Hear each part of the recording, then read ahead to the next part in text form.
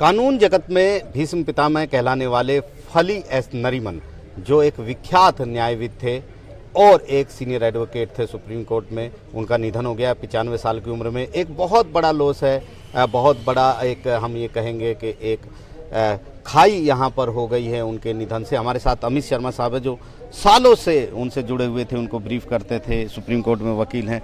Amit sir, आप कैसे देखते हैं ये जो घटना हुई है, जो निधन फली साहब का हुआ है? ये हमारे लिए बहुत ही शोक का समय है। फली नरीमन साहब को मैं पिछले 22 साल से जानता हूँ। बहुत सारे केसेस में मैंने उन्हें ब्रीफ भी किया है। इस क्षति की पूर्ति हो नहीं सकेगी अब। वो हमारे बार के, जिसको मैं स्पष्ट शब्दों में बोलूँ, भीष्म पितामह थे।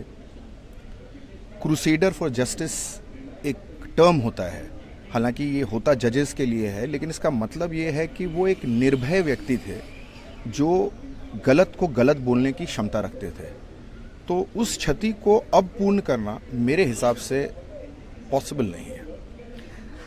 अगर एक लॉ एस्पिरेंट की बात करें, जो प्रैक्टिस कर रहे हैं युवा वकील, जो बाकी लोग हैं, उनके लिए कितनी बड़ी इंस्पिरेशन वो थे? मैं तो कहना चाहूँगा कि हम लोग भाग्यशाली थे जो इस एरा में, इस व्यवसाय में आए वकील के, और हमें ये मौका मिला कि हम फली नरीमन साहब जैसे लेजेंड को जा कर के केसेस में उनको असिस्ट करें, ब्रीफ करें।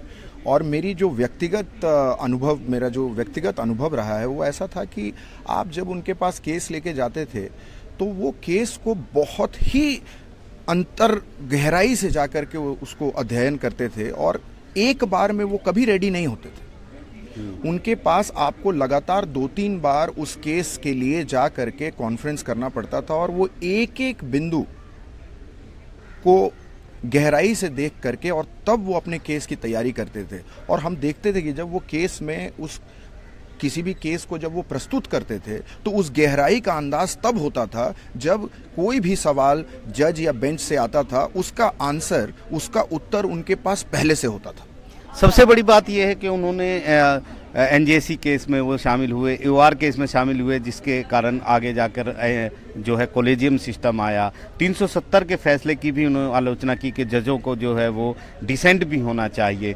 किस तरह की शख्सियत फली साहब रहे हैं कानूनी जगत में? जी, मैं बिल्कुल आपके इस बात से इत्तेफाक रखता हूँ कि वो, जैसे मैंने पहले भी बताया, कि क्रूसेडर फॉर जस्टिस थे, गलत को गलत रखने की क्षमता रखते थे। बट मैं एक और चीज़ बताना चाहूँगा आपके माध्यम से कि ये बहुत कम लोगों को शायद पता होगा कि वो हमारे लॉ कमीशन ऑफ इंडिया के ऑलमोस्ट जितने भी रिपोर्ट लॉ कमीशंस के हैं उसमें उनकी भागीदारी थी एज अ जूरिस्ट, क्योंकि उनकी शख्सियत ऐसी थी कि हर लॉ कमीशन उनके पास किसी भी लॉ रिफॉर्म के लिए उनके पास जाता था। उनका जो एक्सपीरियंस है, उनका जो नॉलेज है, उसकी सहायता के लिए, सो दैट लॉ रिफॉर्म्स हमारे ठीक से बन पाए। तो वो तो हमारे लॉ रिफॉर्म्स में भी जुड़े हुए थे। तो एक बहुत बड़ा लॉस है ये भारत की कानूनी जगत। जी बिल्कुल, 100% बहुत बड़ी क्षति है ये, और इसकी पूर्ति नहीं हो सकती है। तो साफ तौर पर एक बड़ी शख्सियत फली नरीमन साहब रहे हैं, और जिनके निधन पर शोक जो है वो न सिर्फ प्रधानमंत्री बल्कि सीजेआई DY चंद्रचूड़ ने भी कोर्ट रूम में शोक जताया है और श्रद्धांजलि दी है। नई दिल्ली से आशीष भार्गव, NDTV इंडिया।